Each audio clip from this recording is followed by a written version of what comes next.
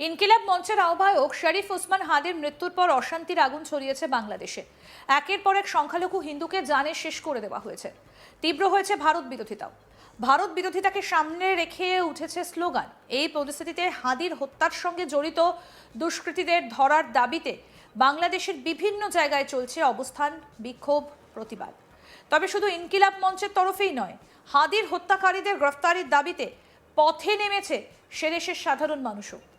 এরকমই এক বাংলাদেশি যুবকের ভিডিও ভাইরাল হয়েছে সোশ্যাল মিডিয়ায়, যেখানে তাকে বলতে শোনা গিয়েছে শরীফ ওসমান হাদির হত্যাকারীদের ধরতে না পারলে সেদেশের অন্তর্বর্তী সরকারকে ফেলে দেবে তারা। সেদেশের আইন উপদেষ্টা চরম শাস্তিও দাবি করেছে ওই যুবকের দাবি, প্রয়োজনে জুলাই বিপ্লবের মতো গণ অভ্যুত্থান ফের হবে, রাস্তায় নামবেন শয়ে শয়ে মানুষ। একই সঙ্গে ভারত বিরোধিতাও স্পষ্ট হয়েছে ওই যুবকের বক্তব্যে। ভিডিওতে ওই যুবককে বলতে শোনা গিয়েছে, ভারত বাংলাদেশের 64টি জেলার মধ্যে শুধু ব্রাহ্মণবাড়িয়া দিয়ে ঢুকলেই ওদের সব ভেঙে দেওয়া হবে। সরাসরি ভারতে চ্যালেঞ্জ করতে শোনা গিয়েছে তাকে। ওই যুবকের অভিযোগ, এখনো অন্তর্বর্তী সরকারের প্রশাসনে আওয়ামী লীগের অনেক সমর্থক রয়ে গিয়েছেন, তাদের সকলকে বের করে দিতে হবে। অন্তর্বর্তী সরকার বলেছে 90 দিনের মধ্যে হাদি হত্যার বিচার করা হবে। ওই যুবককে বলতে শোনা গিয়েছে, এই অন্তর্বর্তী সরকারের মেয়াদ আর 90 দিন নেই। এরপর ফেব্রুয়ারিতে নির্বাচন হলে জামায়াত ইসলামী হোক বা বিএনপি, কেউ না কেউ সরকার করবে। ফলে অন্তর্বর্তী সরকার এমনিতেও ভোটের পর থাকবে না। কি বলছেন ওই বাংলাদেশি যুবক, শোনাই আপনাদের। এই 7 তারিখের পরে যদি হাদি ভাইয়ের হত্যার বিচারের দাবি আবার শেষ না হয়, জুলাইয়ের আবার ডাক দেওয়া হবে। জুলাইয়ের রক্ত আবার মাঠে নামবে বাংলাদেশের জনগণ। প্রধান উপদেষ্টা যে ডক্টর মোহাম্মদ ইউনূস, উনি তো বলছে একদম জুলাই যোদ্ধাদের পাশে আছে, তাদের সমস্ত সবকিছু মাইনা নেওয়া হবে। তার মধ্যে কিছু মিডিয়া আছে, আমাদের মধ্যে কিছু মিডিয়া আছে, আর কিছু সরকারি আওয়ামী লীগ এজেন্ডা আছে সরকারের ভিতরে, সরকারি লোকদের ভিতরে, পুলিশের লোকদের ভিতরে কিছু আওয়ামী লীগ এজেন্ডা এখনো বাস্তবায়ন বাংলাদেশে, এখনো আওয়ামী লীগ যে দালালরা এখনো তারা বাস্তবায়ন আছে এই দেশে। আগে তাদেরকে সমস্তভাবে স্বরূপভাবে বাংলাদেশের সর্বস্তরের জনগণ এদেরকে আগে সরানো দরকার। ডক্টর মোহাম্মদ ইউনূসকে বলে দেওয়া হবে যে আমাদের সর্বস্তরের জনগণ একটাই দাবি, যে বাংলাদেশ থেকে এখনও যে আওয়ামী লীগ ফ্যাসিবাদী যে দলগুলো আছে, তাদের যে লোকগুলো আছে, তাদেরকে প্রত্যেকটা প্রশাসনিক জায়গা থেকে সরিয়ে ফেলা হবে। আমরা ভারতের ব্যাপারে ভাই কোনো কথা বইলা লাভ নাই। ভারত এত কিছু করতে পারে, ভারতকে ওপেনলি চ্যালেঞ্জ, শুধু ব্রাহ্মণবাড়িয়া দিয়ে ঢুকবে, আর কোনো বাংলাদেশের জেলা লাগবে না। 64 জেলার ভিতরে বাংলাদেশের আর কোনো জেলার দরকার নাই, শুধু ব্রাহ্মণবাড়িয়া দিয়ে ঢুকতে বলে ওদের ছাড়ামাটা সৌয়ামা সব ভাঙ্গা ফেলে দেওয়া হয়। আর এই দেশে হাদি ভাইয়ের যদি হত্যার বিচার না হয়, এই দেশের সরকারের বর্তমান যে প্রধান উপদেষ্টার যে সরকার, তত্ত্বাবধান সরকার বসানো হয়েছে, তারা যদি হাদি ভাইয়ের হত্যার বিচার না করে, আবারও এই 7 তারিখের পরে যদি হাদি ভাইয়ের হত্যার বিচারের দাবি আবার শেষ না হয়, তারা যদি কোনো ফয়সালা না করে, এই গদি পর্যন্ত আবার বাংলাদেশের জনগণ লড়িয়ে দেওয়া হবে। এই গদি থাকবে না, আবার আমরা লড়িয়ে দেব।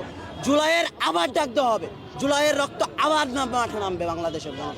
আজকে এই জায়গায় কয়জন লোক আছে, এই জায়গায় কিন্তু কোনো ইনকিলাব মঞ্চের কোনো সদস্য নাই, তারা ডাক দেয় না, আজকে তাদের কোনো প্রোগ্রাম নাই। এই জায়গায় সব সাধারণ জনগণ। এই সাধারণ জনগণ যদি এতটুকু করতে পারে, বাংলাদেশে যখন মনে করেন জাবের ভাই ডাক দিবে, তখন আমরা শুধু জাবের ভাইয়ের কথার অপেক্ষায় বসে আছি। এই দেশের বাংলাদেশের জনগণ, জাবের ভাই শুধু একটা ডাক দিবে, বাংলাদেশ প্রত্যেকটা লোক বাংলাদেশে মাঠে নেমে আসবে, কোটি কোটি মানুষ এই মাঠে আসবে। সরকার একবার বলছে তারা 90 দিনে বিচার করবে, আবার বলছে তারা নির্বাচনের আগে বিচার করবে। কে সওয়ার 90 দিনের বিচার করবে? ওরা 90 দিন আছে সওয়ার মাথায়, ওরা 90 দিন আছে সরকারের মধ্যে। ফেব্রুয়ারিতে যদি নির্বাচন হয়, তাহলে তারা 90 দিনের মধ্যে কি আর বিচার করবে? তাহলে তো পরবর্তী একটা সরকার আসবে, যেই সরকার আসুক, জামাতে ইসলাম আসুক, বিএনপি আসুক, যেই আসুক, তারাই না বিচার করবে। ওরা কিসের 90 দিনে বিচার করবে? ওদের সওয়ামও আরো আগে ভেঙে ফেলাই দেওয়া। আমরা তো বললাম এই 7 তারিখের ভিতরে ওরা যদি ওদের বিচারের ডিক্লার না দেওয়া হয়, 7 তারিখ পর্যন্ত জাবের ভাই বলছে 7 তারিখ পর্যন্ত আমরা সবাই ধৈর্য ধরবো। 7 তারিখের পরে যদি এই বিচার না হয়, বাংলাদেশের সর্বস্তর থেকে সর্বস্তরের জনগণ এই মাঠে আসবে, প্রত্যেকটা জায়গায় আবার আন্দোলন হবে, আবার আন্দোলন জেগে উঠবে। এই সরকারকে পর্যন্ত নামিয়ে দেওয়া হবে। এই সরকার বসাইছি আমরা, জুলাই যুদ্ধ করছি আমরা, এই সরকারকে আমরা আবার নামাবো। যদি না করতে পারে, সরকার বিচার না করতে পারে, সরকারের কোনো শাস্তি চাবেন কিনা? অবশ্যই এই সরকারের, তার কারণ এতগুলো জুলাই বিপ্লবীর মধ্যে রক্ত দিয়েছে, তারা এই সরকারকে বসিয়েছে। এই সরকার যদি হাদি ভাই হত্যার বিচার না করতে পারে, তাহলে এই সরকারের বিচার চাবো না কেন? এই আইন উপদেষ্টা তার ডাইরেক্ট যাবো আমরা, ডাইরেক্ট আওয়ামী লীগের দালাল। বাংলাদেশের প্রাক্তন প্রধানমন্ত্রী বেগম খালেদা জিয়ার মৃত্যুর পর প্রয়াত নেত্রীর ছেলে তারেক রহমানের কাছে ভারতের প্রধানমন্ত্রী নরেন্দ্র মোদীর চিঠি নিয়ে পৌঁছে গিয়েছিলেন বিদেশমন্ত্রী এস জয়শঙ্কর। বেগম খালেদা জিয়ার মৃত্যুতে গভীর শোক প্রকাশ করে মাতৃহারা তারেক রহমানকে সমবেদনাও জানিয়েছিলেন এস জয়শঙ্কর। আপাত দৃষ্টিতে এই সাক্ষাৎকে নেহাতি একটা সৌজন্যমূলক সাক্ষাৎ বলে মনে হলেও এস জয়শঙ্কর তারেক রহমানের এই বৈঠকেই আগামী দিনে ভারত বাংলাদেশ সম্পর্কের বীজ বপন শুরু হয়ে গিয়েছে বলে মনে করছেন বিশেষজ্ঞরা। বৈঠকে যে চিঠিটা মোদি তারেক রহমানকে উদ্দেশ্য করে লিখেছেন তাতে কিন্তু ছত্রছত্র ধরা পড়েছে একটা বিষয়, আর সেটা হলো বাংলাদেশের ভবিষ্যৎ নেতা হিসেবে তারেক রহমানকে ধরে নিয়েছেন মোদি। এমনকি তার নেতৃত্বে বাংলাদেশের সঙ্গে ভারতের সম্পর্ক আরও মজবুত হবে বলে উল্লেখ করা হয়েছে ওই চিঠিতে।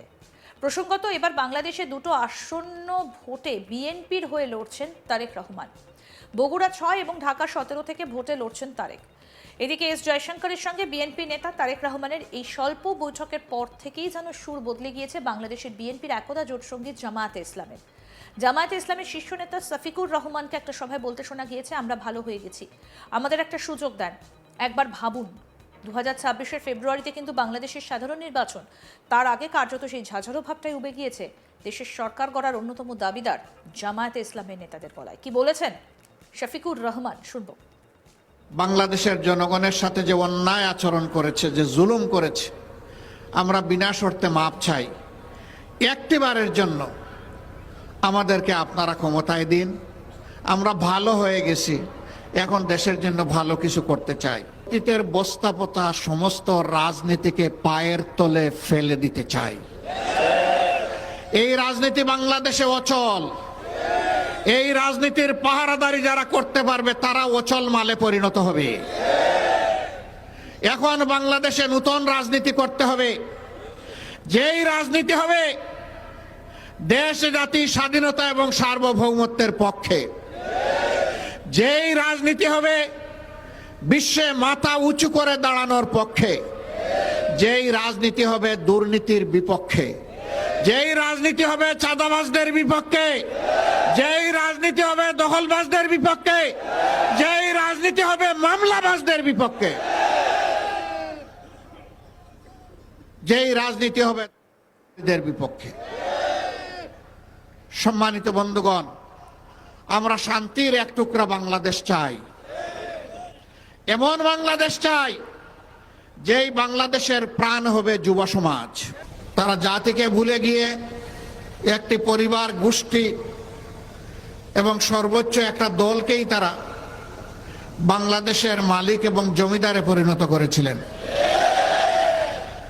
বাকি সমস্ত মানুষকে তারা দাসত্বের শৃঙ্খলে আবদ্ধ করেছিলেন, বহুদলীয় গণতন্ত্র খতম করে দিয়েছিলেন,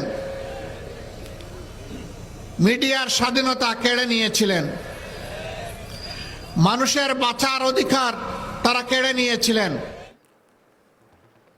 আরো আপডেট পেতে দেখতে থাকুন আজ তাক বাংলা, সাবস্ক্রাইব করুন, নোটিফিকেশন পেতে বেল বাটন অপশন প্রেস করুন।